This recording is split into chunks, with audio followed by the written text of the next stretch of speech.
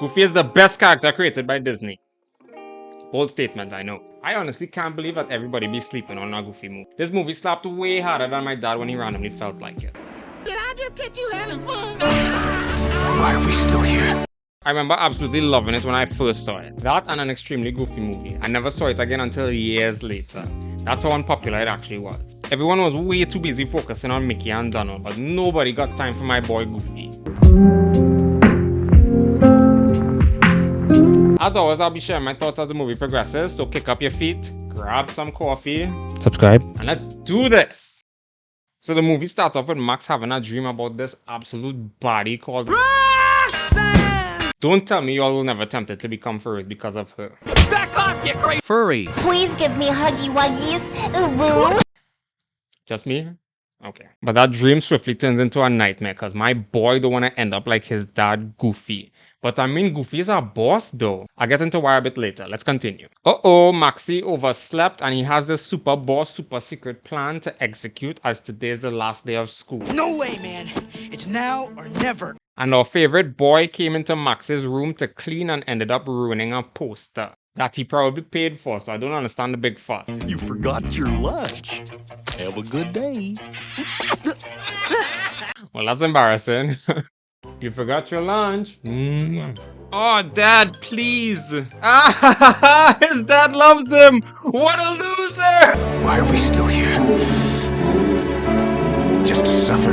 I don't know. I get why Max would be embarrassed about this, but being older now, I kind of realize that people's opinions don't matter, and now Goofy should be the one that's ashamed.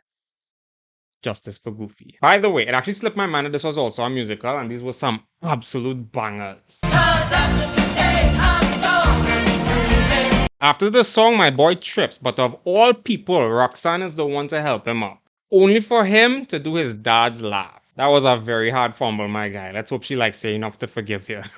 Anyways, he runs away like a little bitch. These are his two friends, PJ and Bobby. And Bobby is an absolute pothead. I'm quite certain of it. If Goofy wasn't in this movie, I would say he was the best character. But take second place, my guy. It's assembly time now and Maxie decides to dress up like Powerline. That's the guy from the poster thing earlier that Goofy ruined. And does a performance.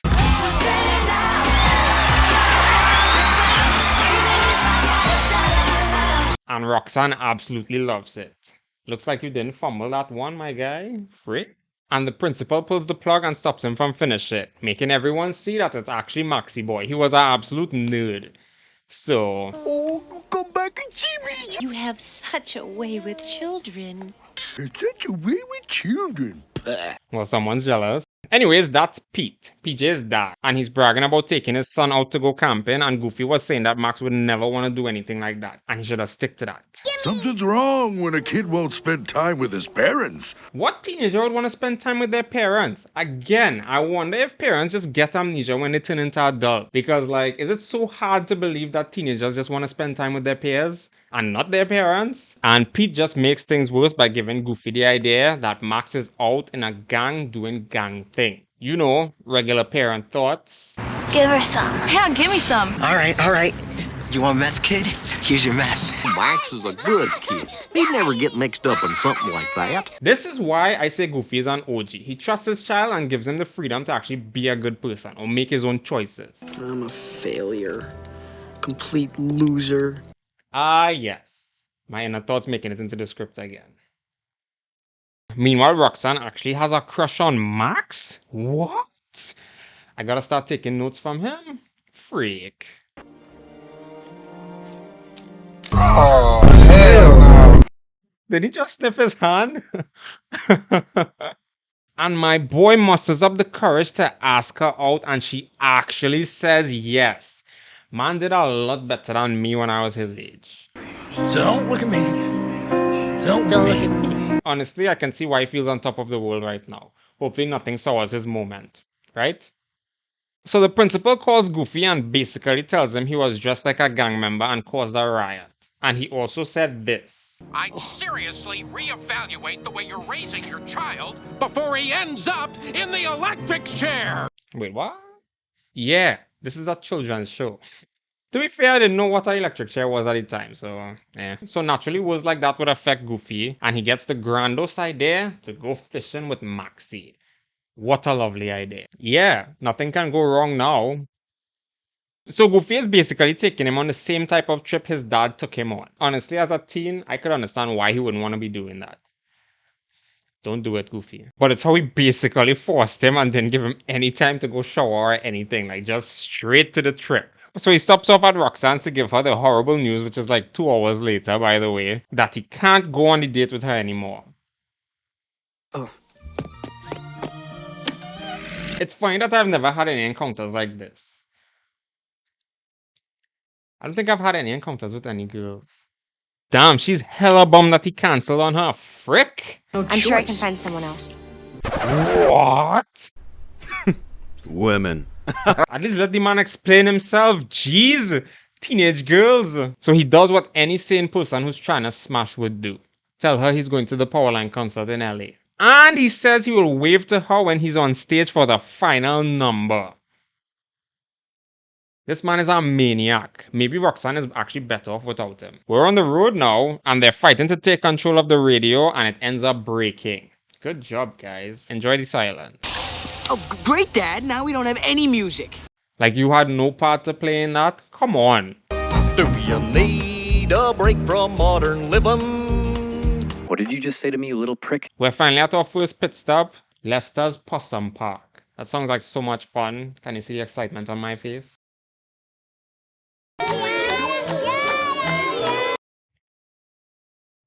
Fun. Don't even think about it. See? Now you feel all good inside. Beat it, doofus.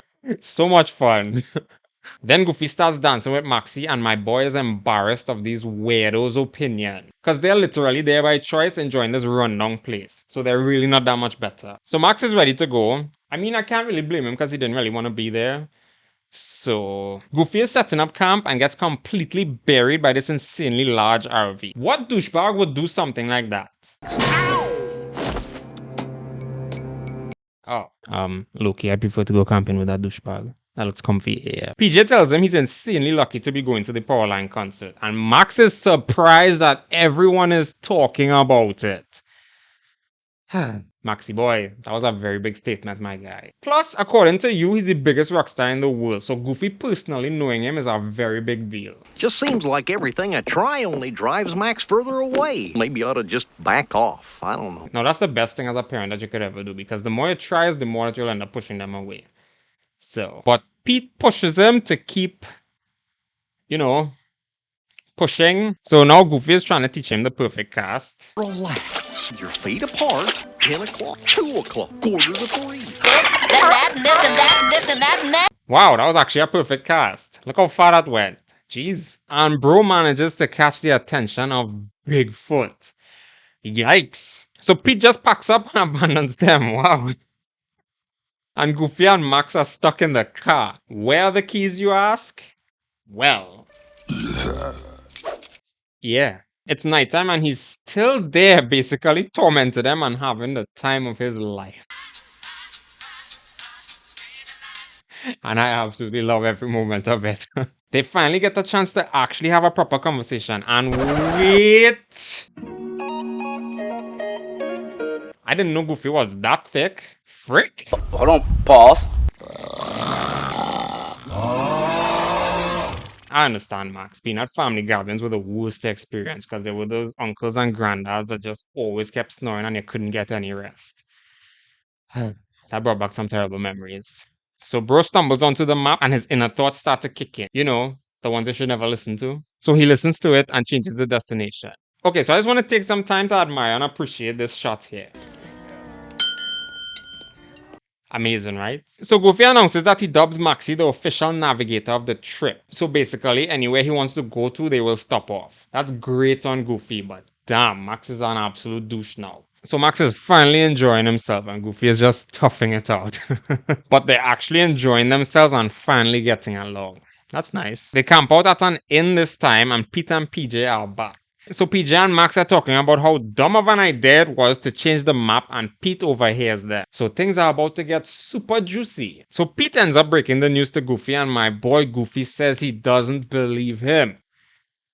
Damn. My boy is so hesitant to check the map, but the truth will set you free, my G. They're at a crossroads now, and Goofy gives Max the map and a chance to change his mind. He's still giving him a chance. How could you? And you betray me like this! And Goofy is understandably upset about it. You're done, Goof, Max. So Max leans on the car and it rolls away. You could have literally pulled up the handbrakes. Good God. See? You ruin everything. Wow, you didn't have to say it so harshly. Frick? You should let me stay at home.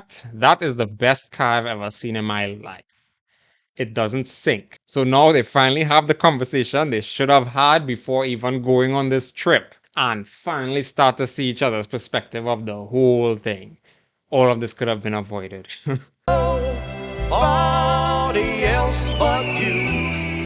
Max explains why he even bothered to try to go to LA, and surprise, surprise, Goofy is actually very understanding about it. So he decides to make it his mission to make this happen. So how they're gonna do that? We will see. But not before them coming across a waterfall, and Max had to do the fancy dancy throw to save Goofy. That was a lot to deal with. Transition over to the concert, and they managed to get in. Maybe this isn't such a good idea. Wow. Man knows his priorities. Roxanne who? Goofy stumbles his way onto stage and Max tells him to do the perfect cast.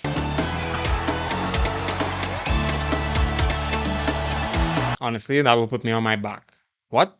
And when Max stumbles onto the stage as well, and he makes it. Yeah. And well, Roxanne sees it too, so. You